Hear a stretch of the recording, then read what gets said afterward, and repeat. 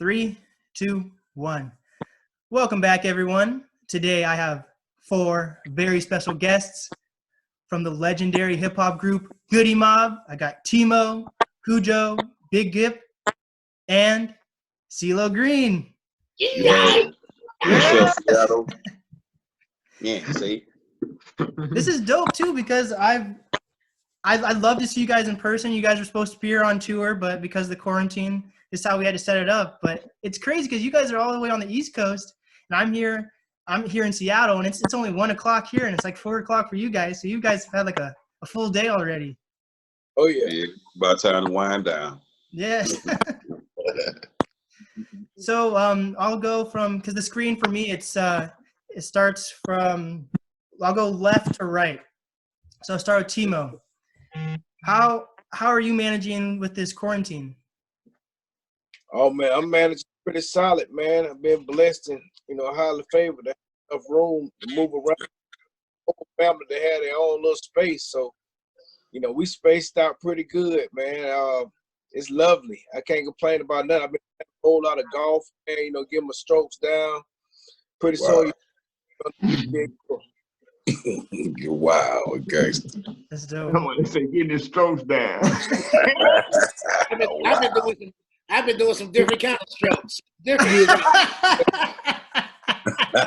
Oh my God. That DNL, boy. Timo, it's never too late to be the next Tiger Woods. You can still work on it. You'll come out the next Tiger Woods by the end of this quarantine. Oh yeah, man. Skills, that's for sure. It's fun. Folks joke about it and think it's funny, man, until they see this game, man, and they take it dead serious, man. So, I'm loading up right now. I'm getting ready, man. I got a full plate on my hand, man. A real full. Have you guys? That's good that you're spaced out, because like my family, we have a decently sized house and there's a lot of nature out here, but we're already getting like cabin fever. Have you not experienced that at all yet? No, we don't really get cabin fever. Everybody, do their own thing. My daughter, she's a teenager, so she stay on the phone with her friends. Most of them. My son, a teenager, so he stay on the video game with his friends all around the world. He playing with folk all in Argentina and Brooklyn, New York, and all over the world. All night. My little bitty baby, she just watch cartoons and eat snacks all day and go to sleep. You know what I mean? So Mo Goodie had time. I sit in here in the studio and write records, trying to write on a new Goodie Mob album and get my little verses down and stuff. And then I leave here and hit the range, man. As soon as I get off the phone with you, I'm going straight to the range, put in about a good hour or so in. But it's something serious gonna happen. When we let us out this quarantine, it's going all the way digital. Believe me. So it's funny. So for every single artist that I interview or guest, whoever it is, I make a personalized intro for them and also a personalized cover art. And last night, I was working on your guys' cover art, and I found this picture of you guys, probably like late 90s. It's like this black and white photo of you guys all against a wall, and like 2 of you guys are like this, like touching hands. And, yeah, I remember that. You guys recently, I think it was recent, you guys took a photo on a couch where Ceelo's in like a red suit and the rest of you guys are in black suits. Yeah. And basically, I photoshopped your present faces onto the black and white photo and made your present faces black and white also. So it looks like you guys in the present, but in the 90s. It looks Man, let me see it, man. Let me see it, man. Yeah, I'll send you that, guys, after the interview. It looks really good, actually. Okay. But yeah, Khujo, how have you been managing this quarantine? It's been all right, man. But just looking at the situation other people going through, man, it just kind of really got me kind of just really sad a little bit, man. Just feeling the hurt with everybody out here, man. People losing their jobs and not enough money out here for the small business. And all the big business gobbling up all the money, man. It's just a real type feeling really right now, man. So, it's just, man, just hunkering down, man, and just keeping the faith right now, man. So I can't complain, man. Shit could be worse right now. You know what I'm saying? Could be a little worse, but I'm maintaining, Brody. Just make sure you're washing your hands, and that's all I can do right now. I don't wash the lines off my hands almost, man. Ain't no more lines. Oh my Buddy, god. yeah, there you go. All right, cool, man. So what about you, Gibb? How you managing? I'm pretty cool, man. Getting to spend a lot of time with mama, family. My daughter grown, so she in the street. It's really good. It's really good, man. We ain't doing nothing, man. Yeah, but it is what it is. We gotta live through it. We're gonna get through it. For Cool. sure. I've noticed like on social media, everyone's growing out their quarantine beards. I don't know if you've seen Kevin Hart or DJ Khaled lately, but DJ Khaled needs a haircut really bad. He's got like a bushy gray beard. I see yours coming in pretty nice too. Well, that look like he look like a real Arab now.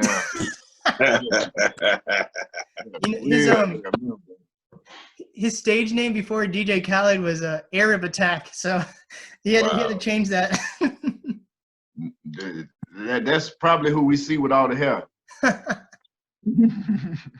So you've been braiding your hair for like, how long have you been braiding your hair for now? Like it has to be like 30 years, 20 years.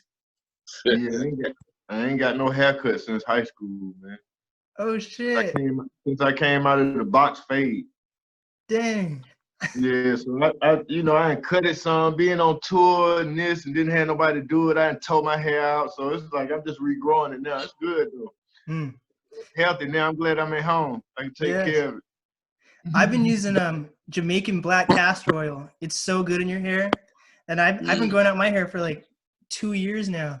It's been growing really long because I'm mixed with Italian, so like my hair is like really thick and it grows super long. Oh man, I know the girls like it, don't Curls for the girls, you know. So what about you, Ceelo? How you managing? Pretty good, no complaints. I actually wanted to second what Khujo was saying. I basically felt the same way. You know what I mean? Like, fortunately for us, man, like, we've had, success in our lives and our careers, and they've advantaged us, quite a bit. And, we have the luxury of certain amenities and certain necessities that people don't have. And so therefore, just a feeling of compassion and empathy goes out to those who may just happen to be less fortunate. But other than that, I'm saying, like, no complaints. God is good. Life is fair. And this shall pass. Well, you guys have to give yourself credit for sure. You guys put in a lot of work and made great connections, made amazing albums and singles. So like, you guys have definitely deserved the positions in life you guys are in right now. So. Well, we appreciate that. We're glad you think so. Thank you. So one of my first questions is, after like one thing that I do to make sure that I never like beat the horse over and over when it comes to like asking questions with people or anything like that, I make sure I listen to everyone's interviews. So like yesterday, I spent 6 to 8 hours listening to all your guys' interviews as the mob together and separately. Like some of you guys are on the Drink Champ, some of you guys are on DJ Vlad, and then there's this one channel that you guys have all been on, is like Be High ATL or something like that. So I watched that as well. Oh yeah. And a question that I have is, after like listening through all your music, and it never really seemed like how did you guys figure out how to have everyone in the group have their own image and their own voice? Because of course everyone knows Ceelo for like the Forget You song, and he has all these great hits under his belt. But when I listened back to your music, it never felt like there was one person standing out. Like Ceelo, honestly, when a lot of your songs, he was one of like the last verses. It wasn't like you're like, oh, Ceelo's the spotlight of our whole group. So how did you guys go about managing your like relevance and image and voice and all that? I'll start from Timo and work my way back down to Ceelo. I'll just say, if you go back to the origins of Goodie Mob, we all had first taste of the music being featured on Outkast's first album, Southern Playlist of Cadillac. But before then, all of us were rapping on our own accord. Me and Khujo Goodie, were together. You know, Goodie Mob, we had that, and then we had the Lumberjacks. Then we had Gipp was doing Chain Gang, and Ceelo was all doing our thing at the time. When we met up with Rico Wade and the folks at the dungeon, you know, we were just actually over there just to get some tracks. You know, we didn't know that they had so much under their belt they could help, you know, springboard our careers, you know, in a major way. So really saying that, you know, everybody just kind of was doing it. You know, none of us were actually just, you know, following next man. We all just love music and love hip hop and love the game and love the business of it. And, you know, we all were aspiring artists at that time, you know. Shoot, and all that sounds like me and Khujo actually we back in his group one day, you know, at the warehouse. You know what I'm saying? So we was all on our own accord for music. But saying that, you know, if one of us was trying to bring each other in or something, then that would kind of get a spotlight to the person bringing us all in. But we all met Rico and Ray and Pat on our own accord, and all went to the dungeon on our own accord, and we're all inspired and motivated through them and with them on our own accord. So that kind of gives us our own identity in the group. For sure. You know, so saying that's just how the inspiration of the individuality, you know, came about. You know what I'm saying? You know, each one of us just tried to play a role in making Goodie Mob what it was. You know, and if it wasn't for Ian Burke, I don't know if you ever even see it like you see it. You know, it won't really a whole lot of credit on interviews a lot, but I'm gonna raise a flag for the man, because the one for him, you probably wouldn't even see this 4-man group like this. You know what I'm saying? But that man, you know, took the time to think it out. It was like, you know what, hey man, if we bring our 4 of y'all together, you know, LaFace want to sign all of y'all after the Outcast. He want to sign each one of y'all, but you know, who to go first? We don't want to be unfair to neither one of y'all. So that man came with the idea, let's just name our Goodie Mob, and let's just go under the umbrella of Goodie Mob. Then y'all can break off to y'all individual, you know, aspirations. And that's really how it went down. For sure. What about you, Khujo? Man, I know, man. Well, the thing about Goodie Mob, especially all 4 of us, man, it's almost like we like on the job type training. So once we figured out the name of the album was gonna be Soul Food, we kind of broke it down into like 4 food groups to kind of really relate to everybody, or like when people asked us questions about it. And you know, each one of us played like a one of the 4 food groups. Like I was the meat, Gipp was the vegetables, Timo was the bread, and Ceelo was the water. So that was a way that we explained to people on, you know, saying what is Goodie Mob or what is soul food for. But just like Timo said, you know, we was from different sides of Atlanta, man. Timo and Ceelo was from Southwest Atlanta, and Gipp was from East Point, Atlanta, and I was from Northwest Atlanta. You know what I'm saying? So that right there brought, you know what I'm saying, brought a collage of experience, man, of slang, of thought process and everything, man. So that's the best way, you know what I'm saying, I could explain it. For sure. I like what you guys did on your last album cover. I forget the name of the album, but it came out in like 2013, and you guys are all different elements. I thought that was pretty cool. World Party. Age Against the Machine. Yeah. Age Against the Machine. That was a dope album. Wow. So, Gipp, how about you? What are your opinions on all this? I just think it's how we respond, King. It was how we respond, because all of us are hip hop heads. All of us had the people that we listened to beforehand, before we even got into the industry. You know what I mean? My heroes before I even got in the industry, the 2 rappers that I created Gipp with was Ice-T and Chuck D. So it's like with that, I just always knew that at the end of the day, that's how I kind of created my own style, because I wanted to stay player, but I wanted to give knowledge too. You know what I mean? So that I think it just worked well, being that I landed in a group like Goodie Mob. Sure. What about you, Ceelo? Same here. I think Timo said it best. Informal, but essentially, the Goodie Mob was initiated as a compilation album, if you will, the way that we kind of consider Southern Playalistic Cadillac Music, Outkast's debut album.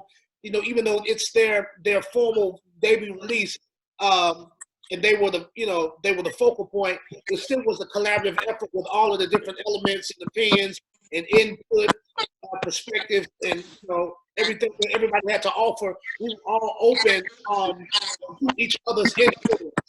And so we celebrated individuality because everybody was strong in a particular position. You know what I mean? And it was really simple as that. And fortunately for us, we stumbled upon something of a synergy, and it kept us together consecutively throughout a 10-year span and 3 certified gold and platinum plus projects together. So we benefited from the allowance and of each other's individual perspective. And I always considered it, like a heterosexual version of the Village People. Oh my God. If you understand what I'm saying. I just said that it was really unique. Even though we had the camaraderie, and there was there was uniformity in the way that we kind of played our positions, but we brought different elements, style, identity, flow, perspective, and all that kind of stuff. We just put it all in the pot. I'm saying, like, and cook. For sure. Right. Gumbo. I'm basically repeating what everybody else said. Yeah. What I want to applaud you for is, like, you've never been afraid to take your shirt off. Like, in any interview or like music video, you're the first guy to take your shirt off. It's true. It's true, man. Like, for a big dude, man.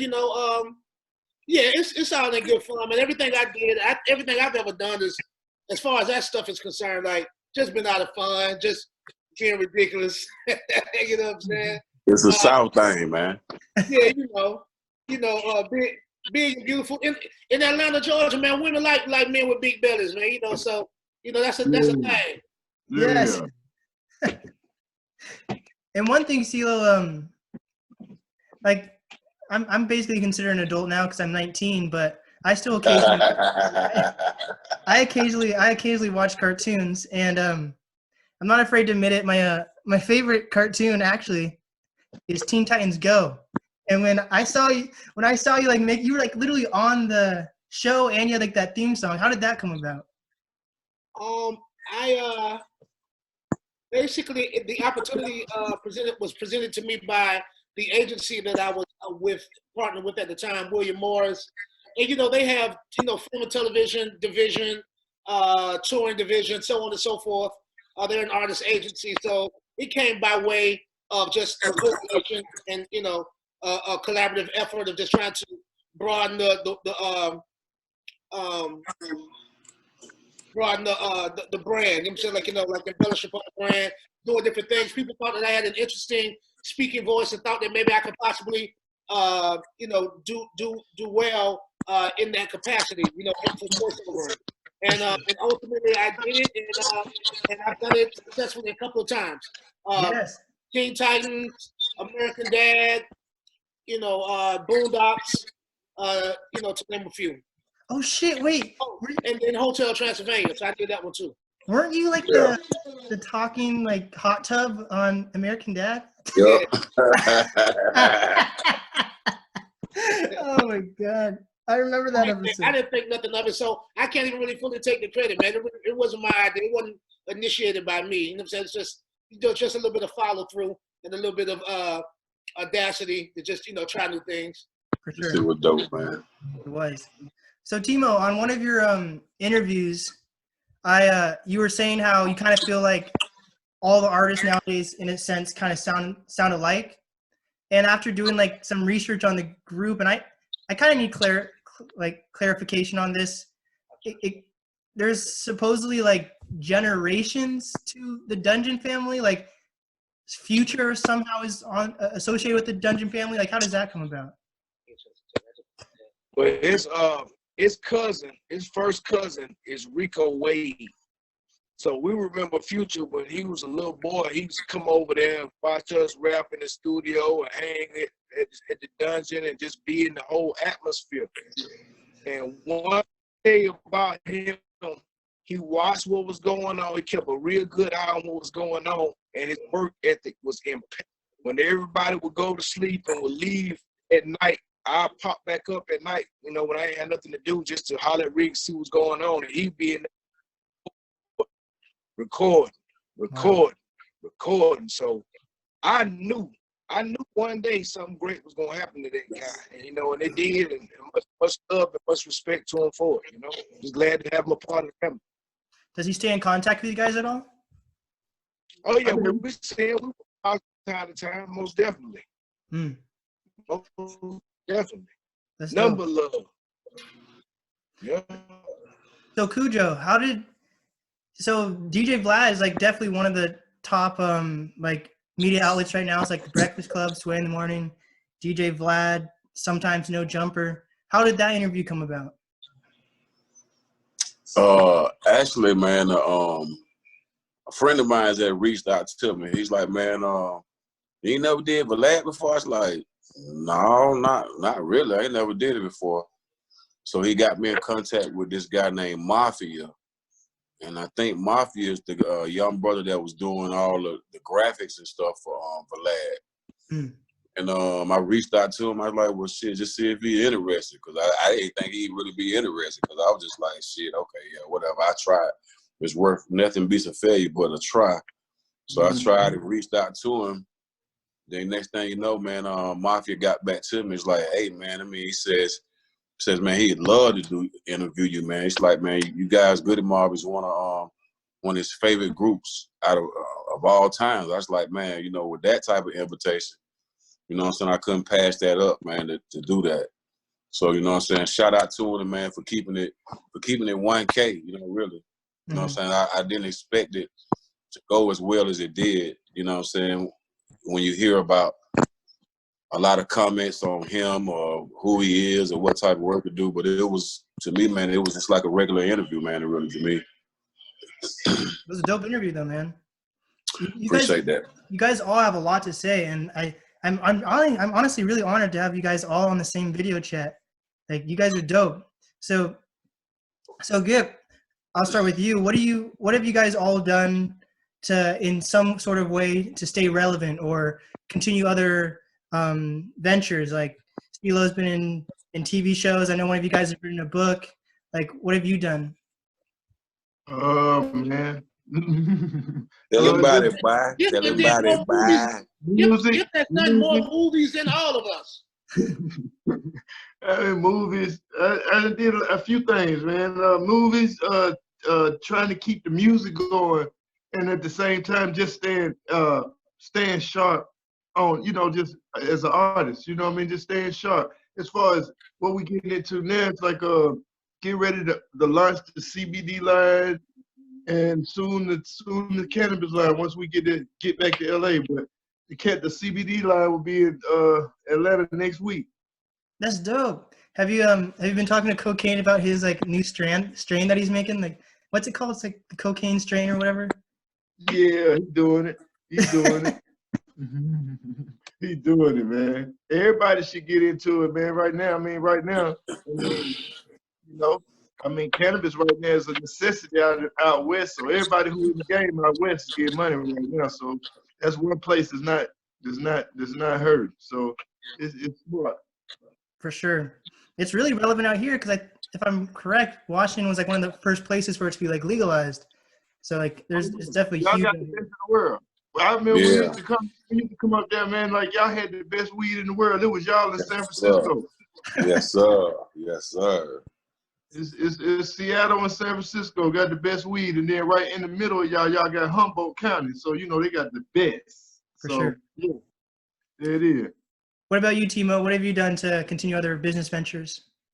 Oh man, I got some lovely things in the making right now, man. I'm actually in the process of reading a script that they want me to play Red Fox. You know, once all this stuff is said and done, I just spoke with the gentleman today I'm gonna play Red Fox in Las Vegas. You know, they got I have like a small little Vegas residence for about 10 shows.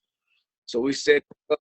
Not only that, my wife runs a dance studio, and one of our little girls that go to the dance studio, she went viral, you know, and blew up. And it's actually spun into a television show for my wife. It's called Atlanta Dance Moms. So we got that thing about to crack off right now.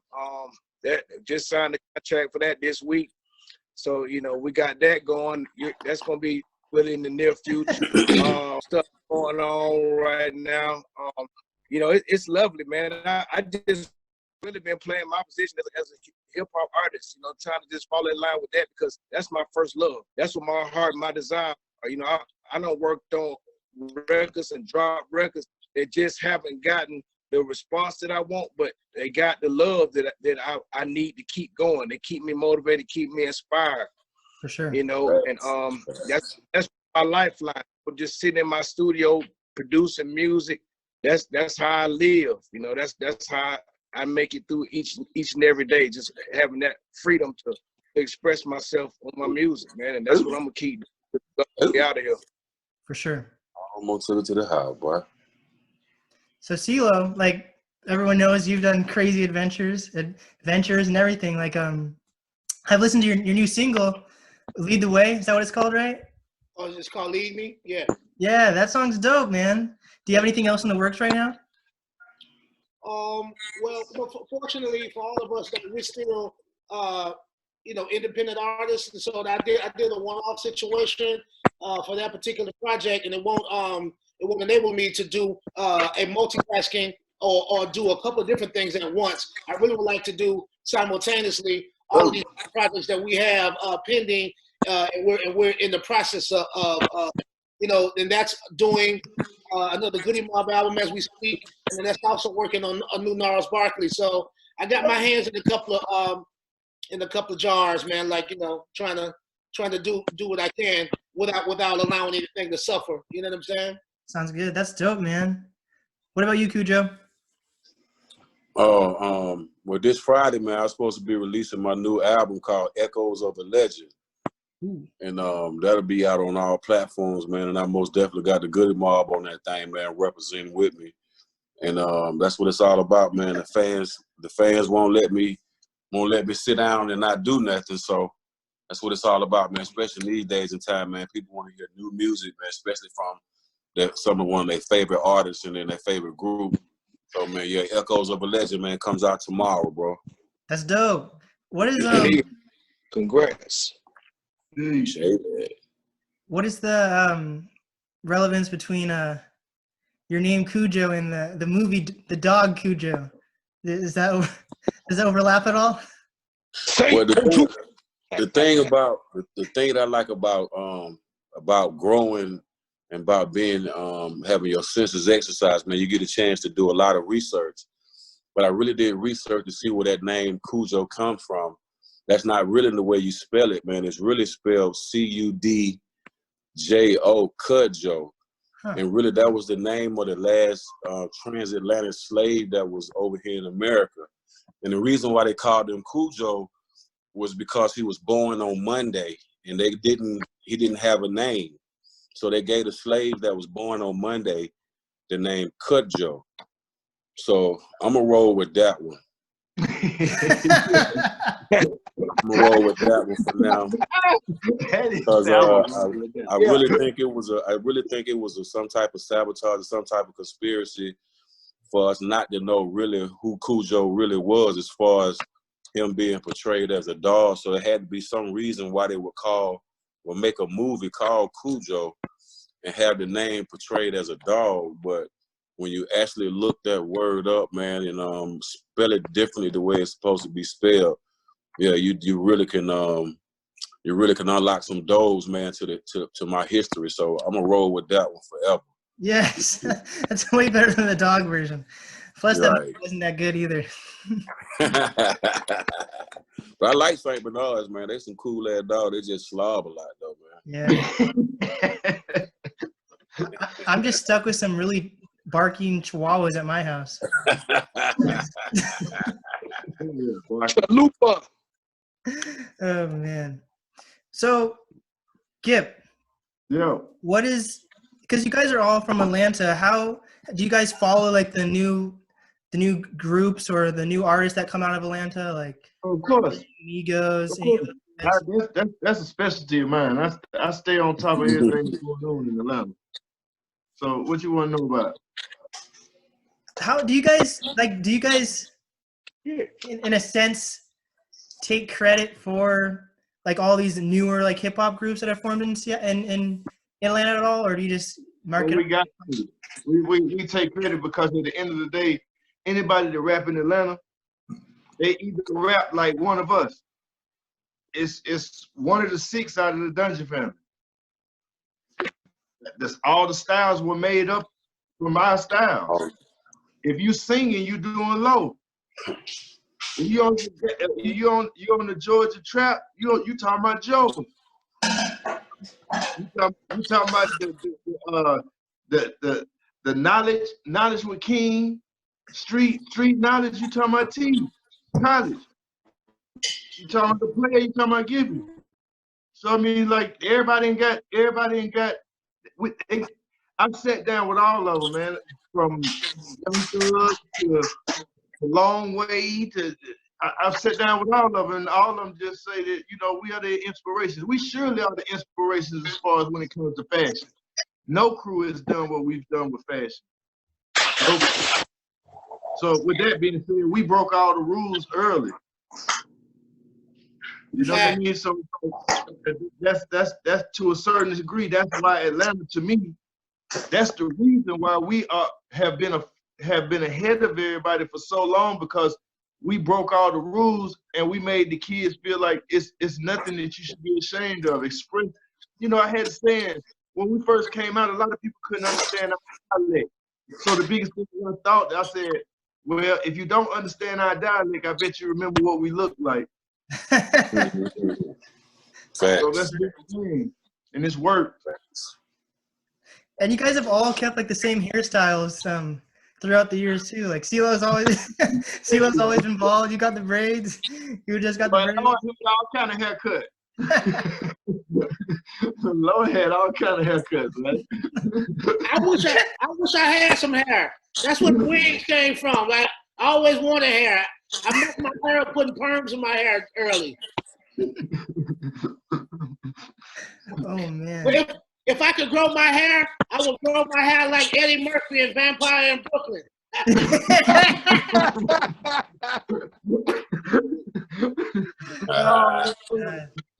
So Ceelo, what's the importance for you to like collab with all these like Atlanta artists or artists in general, like, you know, like Nipsey Hussle, Quavo, anyone like that? Because like I tell people, like, for you, if you wanted to, you could never do a full song again and just do choruses and you'd be fine, dude. Like whenever you're a chorus for a song or a feature, I'm like, oh shit, Ceelo Green's on this one. Oh shit. You know what? I think you know, being kind of set aside to do or singled out to do hooks, you know, I think it's the way that we anybody who's mastered that as a craft, it's a way that we a particular skill set of how we're able to paraphrase or summarize or you know what I'm saying, like, you know, so I think in terms of just not free form or lyric, but I think in terms of, you know, concept or story, storyline, playwright. I mean, that's the way I view music in terms of sheet, in terms of, you know, like it technically.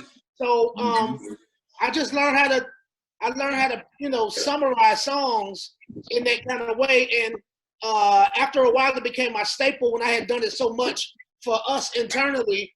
You know, people started to reach out to me about doing hooks and you know, and appearances and just collaborating in general. And so I took to that, you know what I'm saying, like, you know, you know, I took it as a compliment, you know, because it was an acknowledgement as well of, you know, what I had become, you know, pretty consistent with.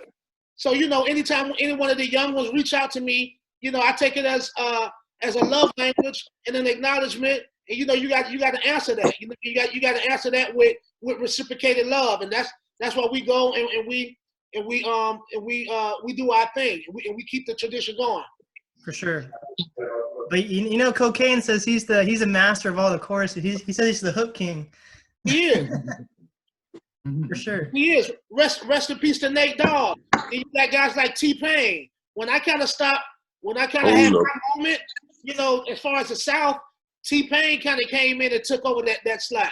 And he killed it. He's great at hooks. For sure. What I like about your voice, you have like one of the most unique voices I've heard. You're like, Ceelo, you sound like you're on like helium like 24/7. And it's kind of I know, I heard that, man, but you know, I don't know. I don't see myself in that. As a matter of fact, I don't hear myself like that. Like, I just hear my own regular speaking voice. But if people think it's unique, then I won't, you know, I roll with that. sure. Yeah. That's a dope name for an album, man. Helium. I think I roll with that. I think I roll with unique. Yeah, that's dope. There we go. That works. So Timo. Yes. What do you think your group has done to make sure you stand out from all these hip hop groups that started in the 90s, such as you guys? Like, you know, like there's so many, when you do the research, there were so many hip hop groups in the 90s, and you guys stood out for sure. What did you guys do to do that? Excuse me one moment, guys. I mean, I just personally think that we just made it our business to try to be original, to try to do whatever we felt was necessary to make us stand apart, to not follow the trends, to not follow crowds, to not try to sound or be like nobody else, but just to be like ourselves. And then we also were really making sure that we raised the Atlanta flag. You know, we was all about the South, all about Atlanta at that time, because the world was all about the West Coast and the North at that time. It was all about East Coast, West Coast beef. And the South slipped in and been holding it down 20 plus right now. You know what I'm saying? So that's part of it, man. It was the timing of it. It was perfect timing. We couldn't have planned it out better, man. You know, we had been working, we had been grinding in the studio, trying to get it done, trying to be heard. And the Lord allowed it to happen, you know, in the way that it happened at the perfect time, bro. For sure. You know. So now this is a question for all you guys, because you know, like, of course, over the years, you guys have all had peers that have passed away, whether they're solo artists or have been in groups, and some groups have had to disband because of that. And one thing that you guys have done, you guys have all seemed like you've stayed really healthy. What have you guys done to stay healthy? Start with you, Khujo. Nothing. Man, I don't know, man. This I guess, man, I had to compare rap to rock and roll, man, really. You know what I'm saying? Rock and roll, they do some really hard things in rock and roll, you know what I mean? But I think right now, man, being in rap, man, and then being how old we are, man, and just being cognizant of what's going on, man, and what kind of food we eat, man, what type of things we put in our body, man. You can only do so much, man. You feel me? At the end of the day, you can only do so much, man. But man, I say, man, just praying, man, and trying to eat, staying away from the pork, man, staying away from eating bats and monkeys and Oh my God! Oh, Man, I was just playing, man. Oh no, man. Hey, like I say, man, just surround myself, man, with people that love me, man. It just keeps it moving, man. You know what it is, King? In our group, we don't do too much partying now. You know what I mean? We got all it out early. You know what I mean? I think we got out just enough time where we saved ourselves during our 30s and we got back right. Cause we was off the chain the first year, man. We was off the chain. That's true, man. We was off the chain, man. We was off the chain like anybody else. But you know, like with us too, I think one thing that I think helped this group is that we started our families early, which made us have to do certain things and behave a certain way. Right. So, you know, like you looking around now, you looking at all the stars, everybody happy to have kids. Like we did that on our first album when that was against the rules in the music business. And so we broke that rule too. So it's like, shit, I mean, I just think that us having kids young really made us grow up a little faster because, you know, we had kids to have to go back home to, and we couldn't all the way be the artists. We had our years where we could be the artists once our kids got here, but, you know, you couldn't live the life, you know, like how rock and rollers did it. Rock and rollers did it 24/7 all day. You know, they never came out of that persona. And I think that we always kept a little bit of humanity with us, even at our height of making records. You know what I mean? We kept our families around. We kept our children around. I mean, it's so many programs with us and our kids, and that's all of us. You know what I mean? So I just think it's just a testament of us not making time for our family and making time for ourselves. And that's probably the reason why we've lasted, because when you look around, a lot of our friends that we came in the game with, a lot of them didn't make it. You know what I mean? Pimp not here, Soldier Slim not here. You know, a lot of people not here that we actually had real relationships with. So with that also made us have to realize that we wasn't that we could die early. You know what I mean? Like you know, feeling invincible when you young. You just feel like you can't nothing happen to you or nothing. And you know, man, for those guys' life to be snatched away, and it made you have to realize, you know, Pop gone, Big gone. You know, we knew all them guys personally. We did our first tours with Big. Pop used to be in Atlanta all the time. You know what I mean? So it's like we did everything. I think we took all those examples and we learned from them. You know, what things not to do, because we don't really hang out. We all really homebodies. We don't really hang out like in the club like that no more. Like I be looking on Instagram, I be like, damn, man, motherfuckers still in the club. so I'm like, damn, shit. You know, so I know I'm almost 50, and I be seeing 3-4 years older than me in the club. So I say, shit, man, I'm just glad I got something else to do. Yeah. Hey, Gipp, you remember they don't dance no more. You was in there like an old man in the club, remember? Yeah. Man, that was so hard. You were jumping up and down in there too.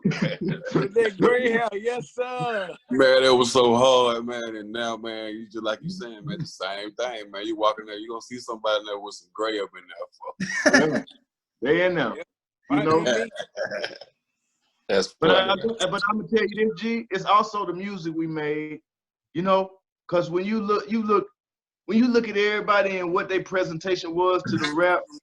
When you look at New York, they was on kind of the Diddy, drug dealer, Jay-Z, you know, Biggie. Then you look out west, it was Gangsta, it was E40, you know what I mean? But when you really look at it right now, what has survived the game right now has been either consistency or you just one of the best. E40, one of the best. He hadn't stopped putting out records since I've been in the game. Ooh, E40. So when you look at different artists, you look at Cube, you look at different artists, they stand consistent with what they do. For sure. So, you know, that's the biggest thing, man. Just stay in love with what you do, man. I think if you stay in love with what you do, it'll show all over you, man. You walk around, you number love. Thanks. Forgive me, brother, and Mr. Birdman, thank you for your time. I personally, I gotta split out a little early because I got another interview to do. Got it. If you want to continue with the brothers, man, please do be my guest. Thank you for having us. You know, Goodie Mob 25th anniversary. Goodie Mob's Unsung airing this Sunday. Please check it out. Goodie Mob new album, music on the way soon. For sure. Peace. Thanks for coming. Handle it, Lo. Handle it. All right. All right. All right, Lo. All right, Mo. So, Timo, do you have anything you want to add to what they were saying? Yeah, I just think, man, well, I know, me personally, like they say, we were at the dungeon trying to teach each other back then how to eat properly, how to eat healthy, how to get off the pork, how to get off the beef. And one of my homeboys told me a long time ago, he said, man, when you eat dead stuff, man, it make you look old fast. He said, think about vegetarians, they eating food, raw, fresh, food that's alive. Because I mean, and that's what I do. I try to eat to live right now. And the best thing I ever run into lately is Beyond the Meat burger. Them Beyond the Meat burgers, they out of this world to me, man. I put them on the grill and grill them just like regular burgers. Everybody swear that that's, man, real meat, but it's not. So, you know, and then I exercise like a fool, man. I do about 5 to 6, 7, 8 miles every day. Every day. You know what I'm saying? Every day. So, you know, it ain't by luck. You know what I'm saying? It ain't luck that we still rolling like this, man. And then not only that, I do 5 to 6 to 8 miles. That ain't even including the golf.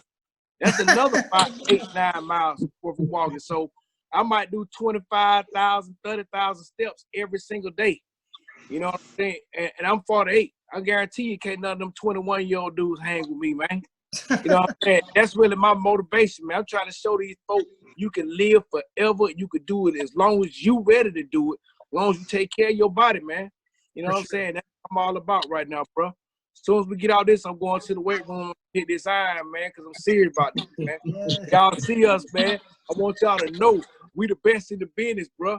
God put his hand on us. He gave us a purpose. He gave us a reason for the season, man. And it's Wow.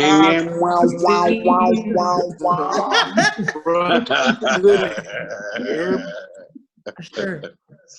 So I have a few more questions for you guys before we wrap up, because I know you guys are all busy with the quarantine and getting back to your families and all that.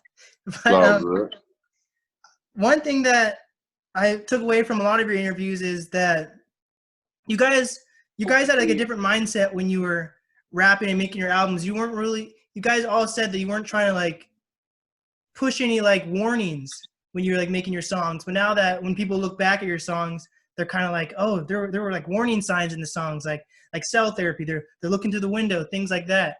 So what were your mindsets when you guys first wrote those songs, and now when you guys look back 20 years later listening to those songs? I'll start with you, Gipp. It's so dope about that record because first of all, that record was one of the last 2 songs we recorded for Soul Food. We recorded Sing Therapy and Dirty South was the last 2 records. Wow.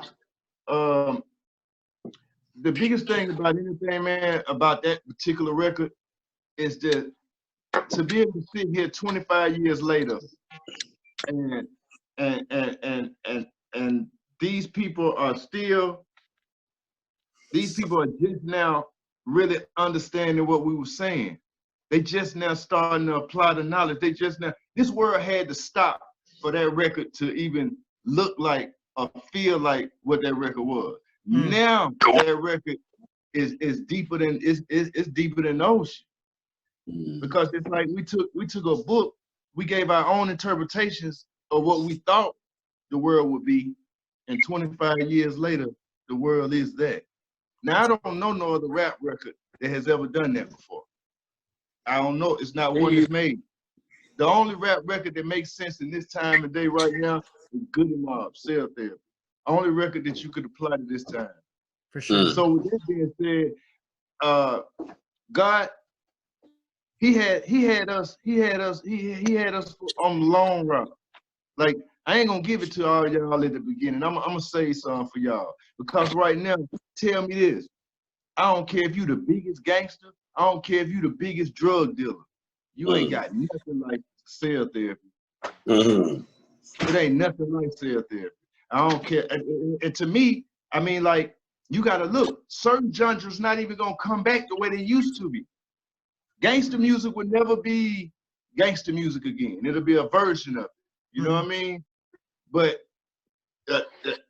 what we do, it's only 2 artists out right now that even tries to even pick up what we do. That's J. Cole and Kendrick Lamar. So even in your generation, it's still not many that's gonna travel the road the Goodie Mob travel. For sure. Because it's harder to sell knowledge than it is to pump. For sure. Anything to add to that, Khujo?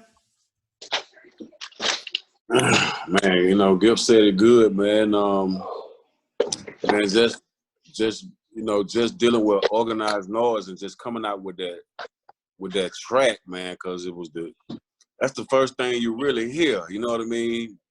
Before you hear anybody say something, it's that. And it's like, man, what is coming next? You know what I mean? So man, just to be able to be in our 20s, man, and then be able to comprehend and retain that type of information at that time, and then be able to put it in a song where people can not only get it at that time and it still be lingering on now 25 years later, man. Yeah, that's something what you call a miracle, because we didn't know it was going to be like that. All we were trying to do was just, you know, let people up north know that, you know, we had some sense down here in Georgia. We knew how to read, and we knew how to read with comprehension too, man. We knew how to research things and, you know what I'm saying, look at what's going on in the street and merge that stuff together and give you 16 bars. So I think it was a well put together album. I mean, well put together song, and it was damn near the template of what the whole Goodie Mob was about. But every song had different type flavor with it, so we didn't New World order your ass to death on every song. You know what I mean? Right. Yeah. And we didn't soul food your ass to death on every song either. So Goodie Mob, man, it's just a variety of stuff, man. For sure. So Timo. Yes, sir. What are some positive things that you've seen in hip hop nowadays, and what are some things that you are not really happy about how hip hop is shaped right now? Well, the positive thing I can see in hip hop right now is that it's giving young brothers an outlet. It's giving young brothers a way, you know, to create businesses, to make money, provide for their families, which is an awesome platform. You know, and it's an awesome platform, giving young black men a chance, man, not going to jail, not getting locked up, they getting an opportunity, like I said, to travel the world and to see what all this music industry is all about.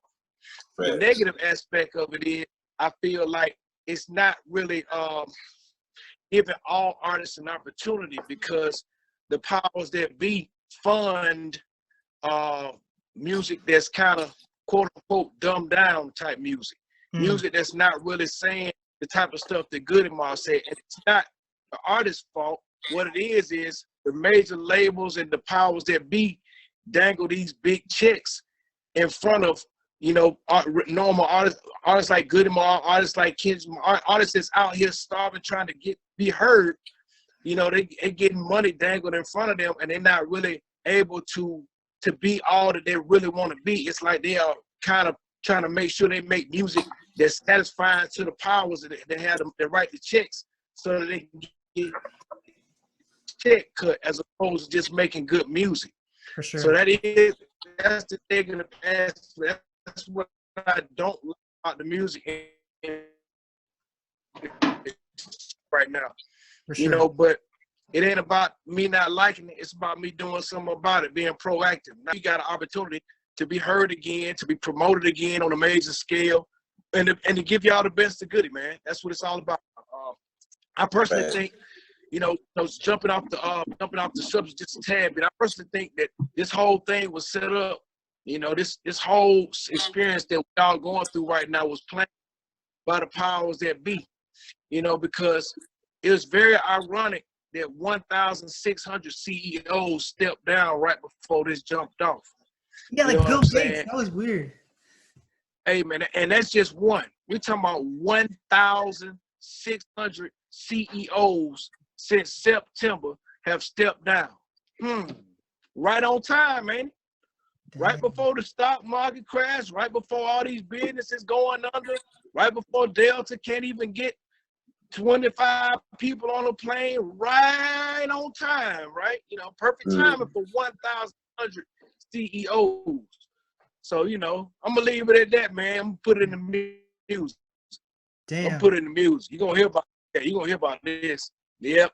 And we time travelers, man. You know, Goodie Mob, we already been here and seen this, man, before. That's why we went back and showed y'all on Cell Therapy, man. You know, so, you know, we had some opportunities, man, to see some things that everybody wasn't exposed to. So I'm very thankful that we had that opportunity, man. I'm thankful that we still got a platform. I'm thankful that I still got breath in my body.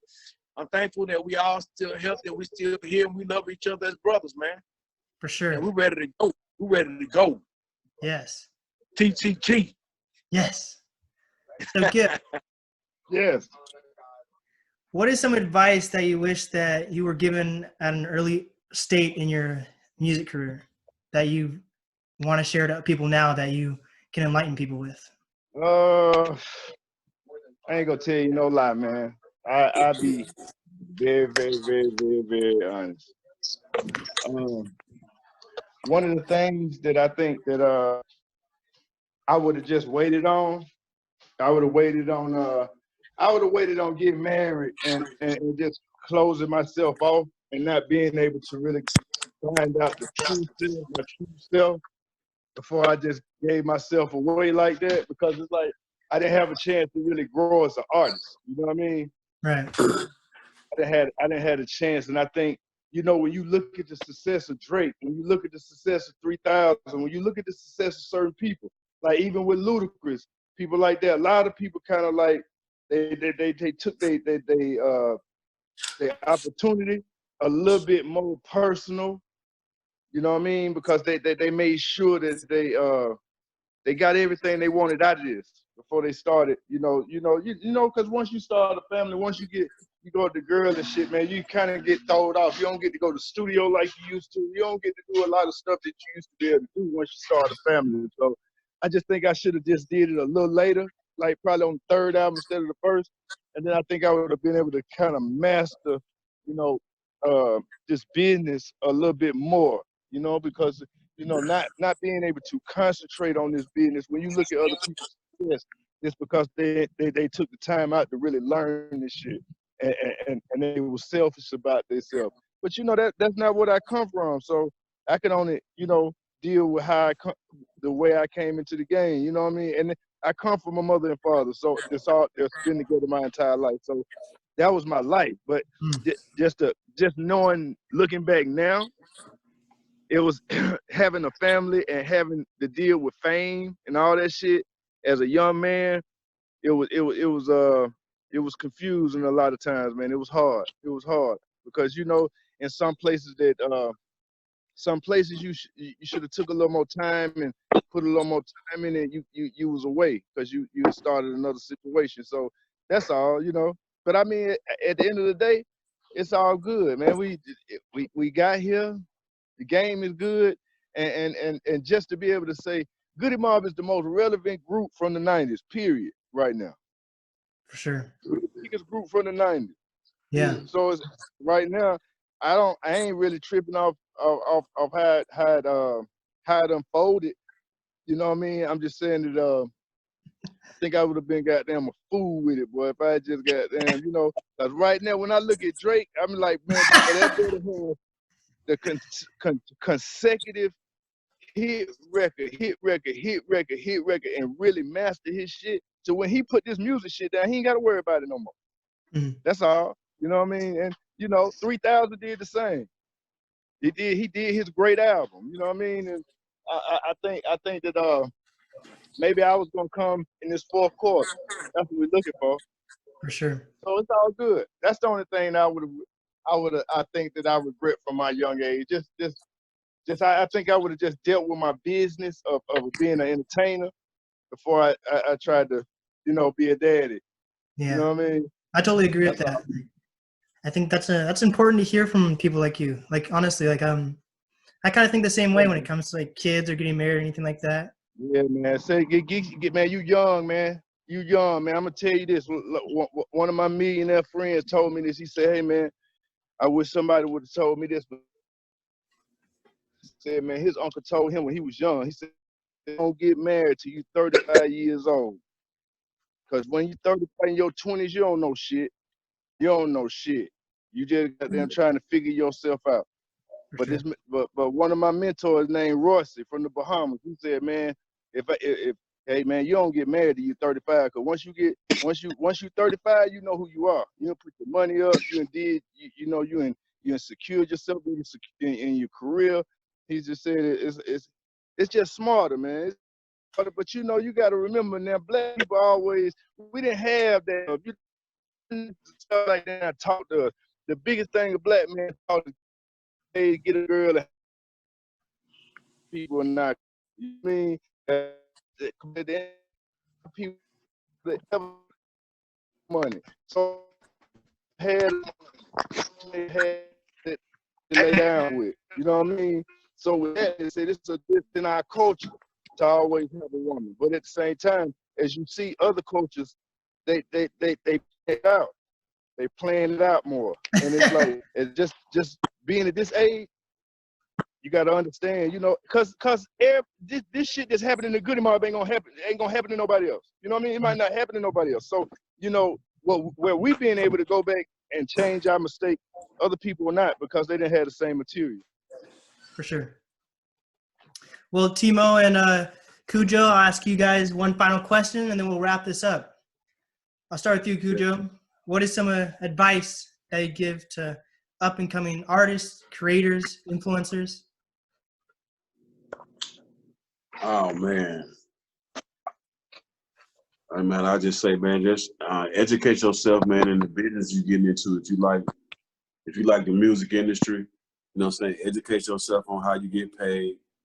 And you don't always have to really rap to be in the music industry, man. It's all type of aspects of the music industry, you feel me? So that's my thing, man. Just learn about the industry, man, and figure out how you get paid, man, and just keep it moving.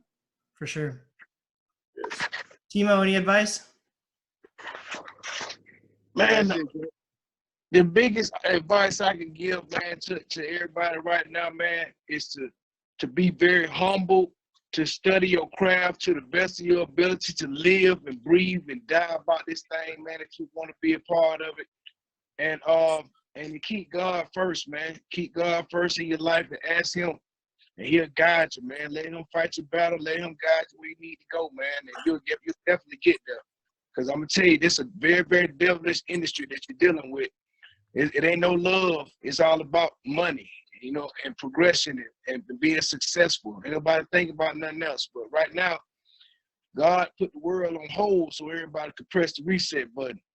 So now it's time to reset, get your mind together. And if you don't come out swinging this time, just put your fist down, buddy. And just go take that L, man, because it's over for you. Real deal, man. We all got time to get in here and write these records, get in here, do everything we need to get done. We got time. Ain't nobody getting ahead of us right now. Ain't nobody doing no shows. Ain't nobody out here doing no TV shows. Ain't nobody doing nothing right now but staying quarantined at the house. So it's about utilizing your time wisely. You know what I mean? You know, stay focused on whatever you're trying to do, you know, and complete your task. Complete your task. For sure. Well, once we wrap up, I'll ask Lakeisha for your guys' emails and stuff so I can send you the cover art and all that stuff so we can wrap up. And I usually finish by saying it's the NAST podcast and then giving you guys all a chance to say your names. But Ceelo isn't here, so which one of you guys has the best Ceelo Green impression? Oh, we ain't got one. So we'll just wrap it up, and I'll just say this is the NAST podcast, and you guys will say your name, and I'll say thank you, and then we'll wrap it up. Right. So Go ahead. it's the NAST podcast with Khujo Goodie. Big Gipp. Timo Goodie. awesome.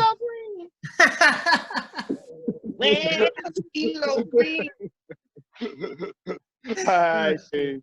Thank you so much, guys.